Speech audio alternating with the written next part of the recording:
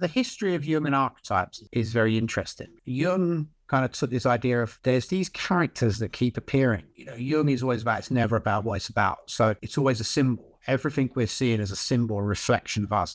So it's like, if historically we always have these same characters, what are they reflecting about us? And so he came up with this idea of these archetypes as a way of understanding our internal landscape, learning what's going on subconsciously for us. And in a way that makes perfect sense. If you look at early religions, before the sort of big mono religions, if you look at the ones when they had many different gods, they were often around different elements. So you'd have a god of love, or you'd have a god of war. Jung touches upon is what that's for, is we have to take something out of ourselves to be able to have a conversation with it, to be able to look at it. So by having a god of love, if you went down and you worshipped at the altar of love or made a sacrifice or whatever you did, it was a way of communing with that part of yourself. It's a way of looking at that issue. Why am I having these issues around romance? How do I look at this conflict that I'm having? Let me talk to the god of war about this, to understand conflict and the role I'm going to play in it, whether it's necessary and all this stuff. It's a way of having dialogues with ourselves. It's a way of understanding the bits of ourselves that we can't access through our cognitive conscious mind. And so he kind of touched upon that. When we talk about the archetypes now, we really are talking about largely the lover, warrior, magician, king. And that largely came from Robert Moore and Douglas Gillette, actually. They were much more interested in kind of men's psychology. They kind of refined the archetypes. Jung had many more. They brought it down to 4, which is the lover, warrior, magician, king. So a lot of the time when people talk about Jung's archetypes, they're actually talking about Robert Moore and Douglas Gillette's archetypes, those basic 4. So they're much more involved in the sort of the mythological stories that we hear. I'm sure you could put Jung's model over them without too much trouble, and I believe Gillette and Moore do. But the archetypes that people talk about when they're talking about men's personal development or archetypal coaching or any of that sort of stuff, they're actually talking about Robert Moore and Gillette's model of the lover, warrior, magician, king, which is a fantastic model to use. I found it very helpful in my own life, my own development, as a way of being able to look at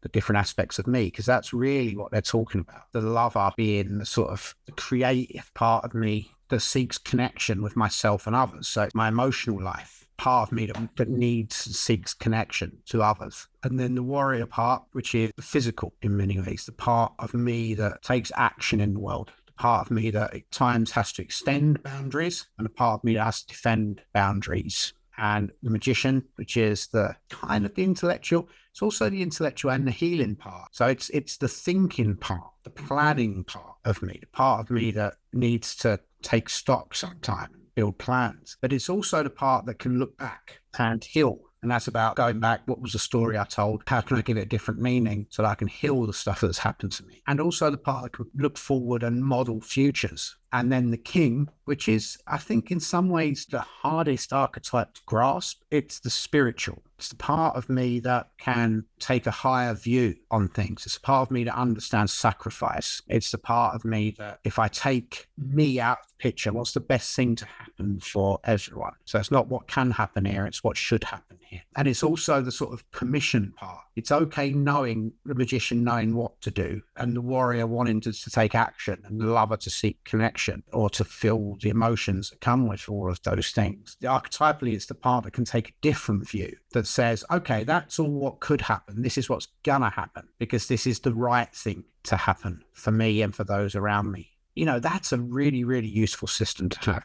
You can use that lens to look at problems. What does my lover want from it? And you're really asking, what's my emotional need here? What does my warrior want to do? What's the physical action that needs to take place? What's the boundary I need to draw? What does my magician want? How do I need to plan this? What's the right way to approach this?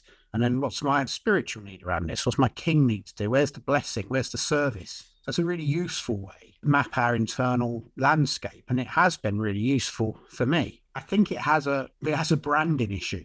For me, I think there's a branding issue because it's hard to move in men's personal development circles without wizards with hats and Excaliburs and all these different things. And I think that makes it very inaccessible for a lot of people. If you're not in a stage in your journey where you can accept more new age approaches to things, it puts it in that camp. It sort of puts it in the hippie camp, really. And I think that makes it very inaccessible to people. Whereas if you're just looking at it as, well, what we're doing is we're looking at through the lens of emotional, physical, intellectual, spiritual, that's quite accessible to people. So I think in some ways, I think the archetypes have been a victim of their own success in that how they're presented is often quite inaccurate. And like you're about to knit some tofu, when really it's a really, really brilliantly sharp tool to use to find purpose and meaning and, joy in your own life.